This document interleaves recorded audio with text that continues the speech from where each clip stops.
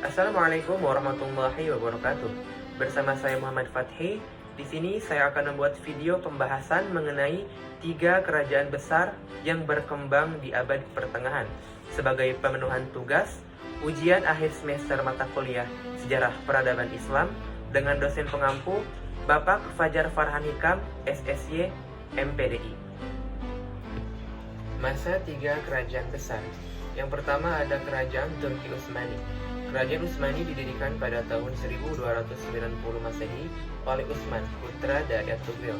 Pada awalnya, kerajaan Turki hanya memiliki wilayah yang sangat kecil. Pemberian dari Sultan Seljuk yang bernama Alauddin sebagai tanda balas jasa kepada Ertugrul yang telah membantunya mengusir Mongol. Alauddin memberikan daerah Iskisar dan sekitarnya kepada Ertugrul.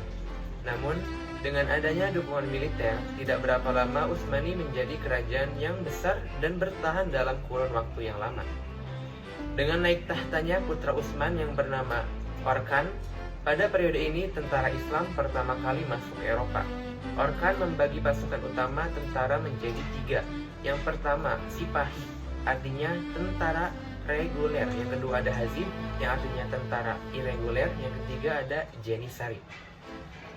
Setelah mempunyai kemiliteran yang kuat, Utsmani mulai melakukan ekspansi untuk memperluas wilayahnya, mulai dari Adrianopol hingga penaklukan Kosovo.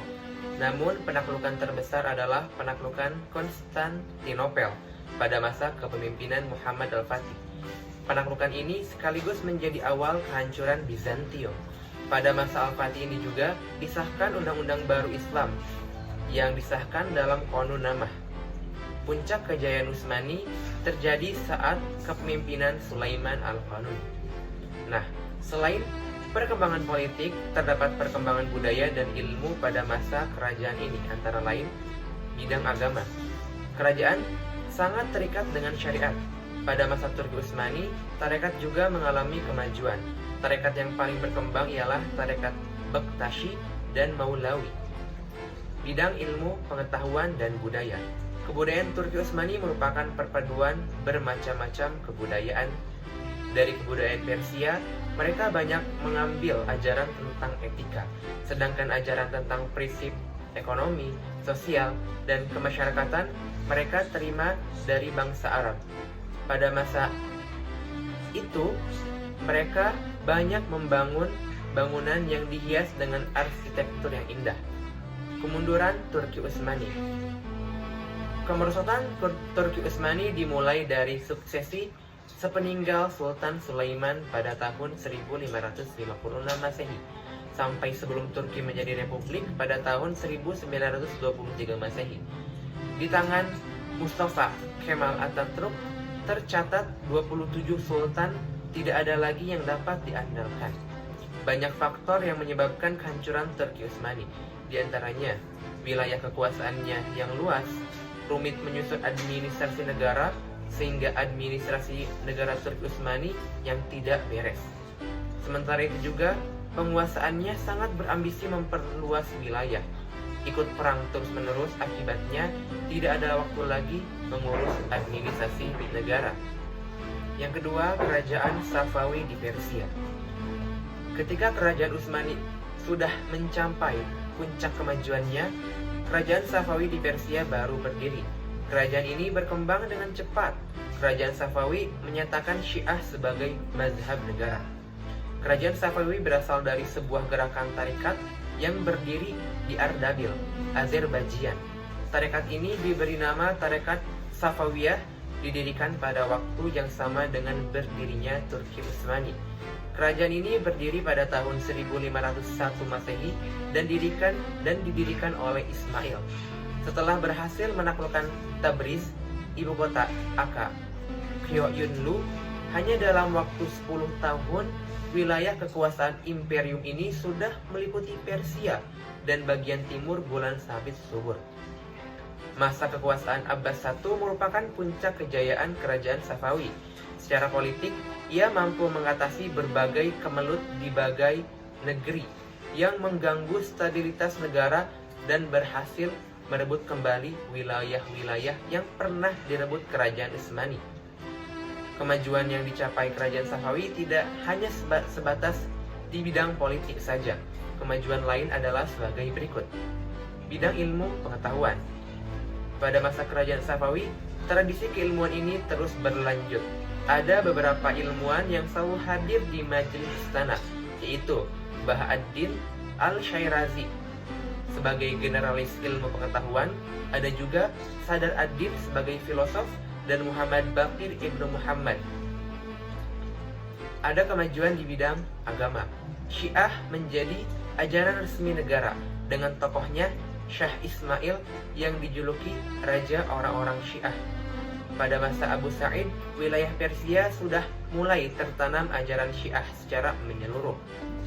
Dan pada masa Syah Abbas I berkuasa, kota Qum telah menjadi pusat penelitian mazhab Syiah terbesar pada saat itu. Kemudian ada kemajuan di bidang kebudayaan dan kesenian. Salah satu yang terkenal adalah bangunan yang masyhur dengan nama Kehal Sultan yang berada di atas 40 pilar yang kokoh. Mereka juga berhasil memproduksi karpet dan permadani yang istimewa. Adapun kemunduran dinasti ini, di antara faktor-faktor kemunduran Daulah Safawiyah ini adalah konflik yang terus-menerus berkepanjangan dengan Turki Utsmani. Bagi Turki Utsmani, berdirinya Daulah Safawiyah yang beraliran Syiah menjadi ancaman langsung terhadap wilayah kekuasaannya. Akibatnya harus diperangi. Faktor berikutnya, karena lemahnya sultan yang diangkat sehingga mereka tidak dapat mempertahankan kekuasaan yang diwarisinya, apalagi memperluas kekuasaannya. Yang ketiga ada kerajaan Mughal di India. Kerajaan Mughal di India merupakan salah satu kerajaan Islam terbesar di dunia yang menghiasi sejarah umat Islam. Pada periode abad pertengahan, pendiri kerajaan ini adalah Zahiruddin Muhammad atau yang dikenal dengan nama Babur. Ia putra dari Miran Shah, putra ketiga dari Timur Leng. Pada tahun 1525 Masehi, hanya dengan mengandalkan 13.000 tentara dan meriam, Babur dapat menaklukkan Punjab. Setelah berhasil menaklukkan Punjab, ia membuka jalan untuk meneruskan serangan ke Delhi. Pada 21 April 1526 Masehi, terjadilah peperangan dahsyat di Panipat antara Sultan Ibrahim dan Babur. Dengan ditaklukkannya Sultan Ibrahim, maka terbukalah kesempatan bagi Babur untuk mendirikan kerajaan Mughal di India. Setelah Humayun, putra sekaligus penerus dari Babur berhasil merebut kembali wilayah Mughal yang sempat dikuasai Samarkand, Mughal mengalami puncak kejayaannya pada masa Muhammad, putra Humayun yang diangkat dengan gelar Abu Fath Jalaluddin. Dengan gelar yang paling terkenal adalah Sultan Akbar Agung. Ia menjadi raja terbesar di antara raja-raja Mughal di India. Kekuasaannya hampir seluruh wilayah anak benua India. Ia dikenal sebagai pribadi yang jenius, bijaksana, ahli perang, dan administrator negara yang ulung. Raja yang sangat berperan dalam persebaran Islam di India adalah Aurangzeb. Setelah Aurangzeb wafat, raja-raja berikutnya mulai melemah. Kerajaan Mughal dan rajanya tidak lebih hanya sebagai simbol dan lambang belaka. Kerajaan Mughal selain mengalami perkembangan di bidang politik, ia juga mengalami perkembangan di bidang agama dan peradaban. Ada di bidang agama. Pada masa Sultan Akbar, ia memproklamasikan sebuah cara baru dalam beragama, yaitu konsep din ilahi. Pada prakteknya, din ilahi bukan sebagai ajaran tentang agama Islam. Namun, konsep ajaran ini adalah menyatukan seluruh umat beragama di India. Ada juga kemajuan di bidang budaya dan seni. Munculnya beberapa karya sastra tinggi seperti Padmavat yang mengandung pesan kebaikan manusia gubahan Muhammad Jayazi. Ada juga dalam bidang arsitektur terdapat Taj Mahal yang dibangun pada masa Shah Jahan untuk mengenang permaisurinya yang telah meninggal. Kemunduran dinasti Mughal di India. Salah satu faktor kehancuran dinasti Mughal adalah kedatangan Inggris untuk menjajah dan juga ketidaksiapan penguasa setelah Aurangzeb. Sekian materi yang dapat saya sampaikan, kurang dan lebihnya saya mohon untuk dimaafkan. Terima kasih. Akhirul kalam. Wassalamualaikum warahmatullahi wabarakatuh.